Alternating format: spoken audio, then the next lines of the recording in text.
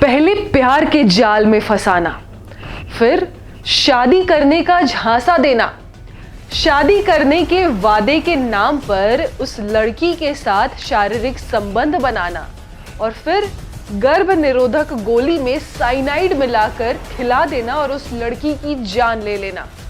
जी हाँ, ये कहानी आपको फिल्मी लग रही होगी, लेकिन ये कहानी की सच्चाई है। ये असल जिंदगी में हो चुका है, जो कि एक सीरियल किलर किया करता था। उसने एक नहीं, दो नहीं, बल्कि 20 युवतियों के साथ वही चीज किया जो वो पहली लड़की के साथ किया था। क्या है ये पूरी कहानी? क्या है इस सीरियल किलर के दिमाग में और क्यों आखिर ऐसा करता था? कौन कौन सी लड़कियां इसकी शिकार हुई? अगर आपके आसपास भी कोई ऐसा है जो आपको प्यार के झांसे में फंसाना चाह रहा है और आपके साथ शादी से पहले शारीरिक संबंध बनाना चाह रहा है, तो कहीं कुछ आपके साथ भी ऐसा ही नहीं होने वाला है। चलिए जानते हैं। नमस्कार, स्वागत है आपका क्राइम अपडेट पर। कर्नाटक का वो किलर जो कई साल तक पकड़ में नहीं आया। टॉयलेट से मिलती जा रही थी गैर शादीशुदा युवतियों की लाशें।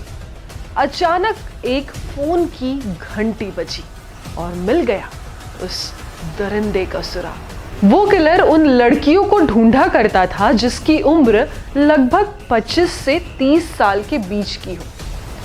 उन्हें ढूंढता था, उनके साथ दोस्ती करता था, फिर प्यार का झांसा देता था कि मुझे तुमसे प्यार हो गया है, और लड़की भी उस किलर के झांसे में आ जाती थी।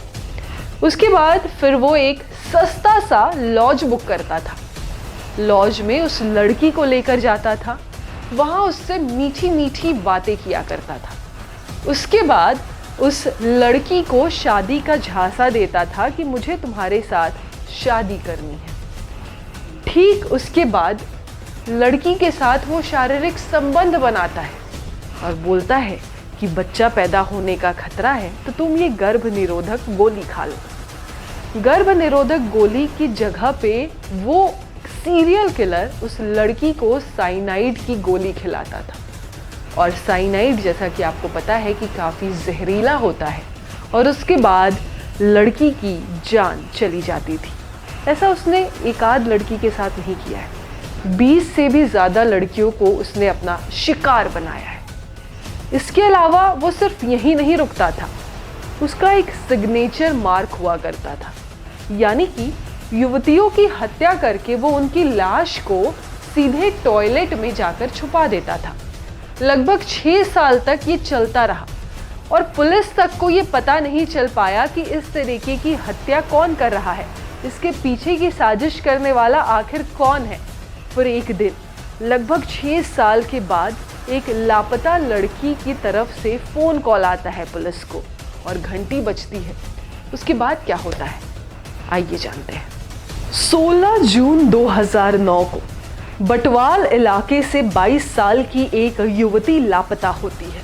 इस मामले में 2 समुदाय के लोग आमने सामने होते हैं। लव जिहाद का मामला इसे समझा जाने लगा था। आरोप लगा कि दूसरे समुदाय का युवक युवती को भगा ले गया है। हालात काफी बिगड़ा।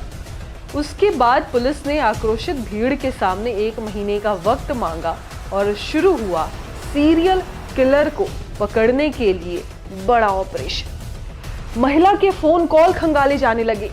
युवती के बारे में पता चला, दूसरी जो थी कि वो भी लापता हो गई है।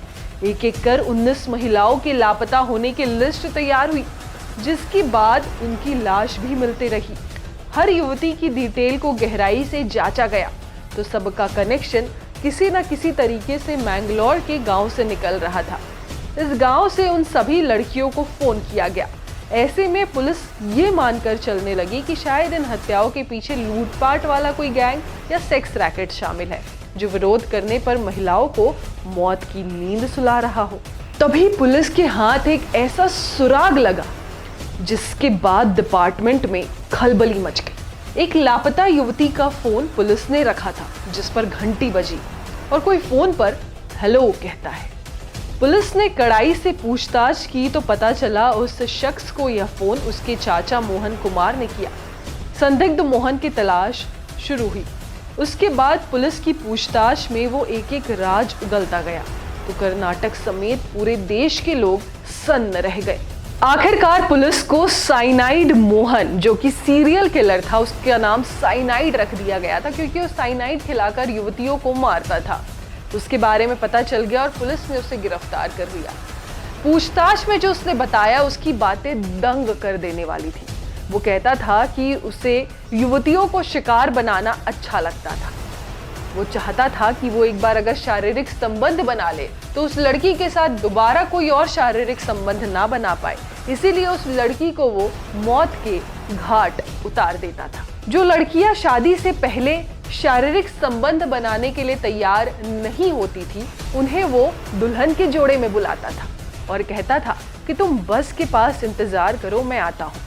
फिर सस्ता सा लॉज बुक करता था, उस लड़की को लेके जाता था। शारीरिक संबंध बनाने के बाद उस लड़की को जहर देकर मार देता था। उसके पास एक डायरी भी मिली जिसमें उन लड़कियों के फोन नंबर थे जो लड़कियां उसकी शिकार नहीं हुई या फिर जिसे वो शिकार बनाना चाहता था। मेरा ये कहानी आपको सुनाने का मतलब क्या है? मतलब सिर्फ एक है, शायद आपको पता भी नहीं है कि इस कलयुग में आपके आसपास या फिर आप जब मेट्रो में जा रही हैं, आप ऑटो से जा रही हैं, रिक्शे से जा रही, कहीं भी आप जा रही हैं, आपके बगल में जो बैठा है वो कैसा आदमी है, वो क्या सोच रहा है, किस मानसिकता का है। इसलिए कहा जाता है कि हमेशा आप सतर्क रहे, किसी के ऊपर भी बहुत जल्द भरोसा ना करें, क्योंकि ऐसे सीरियल किलर्स का शिकार आप भी हो सकती हैं। और देश में ऐसी बहुत सारी घटनाएं हैं जो सीरियल किलर्स ने की है। उन सभी से आप सुरक्षित रहिए और सतर्क रहिए, क्योंकि खुद का ध्यान रखना आज के इस कलयुग में सबसे ज़्यादा कठिन काम है। धन्यवाद।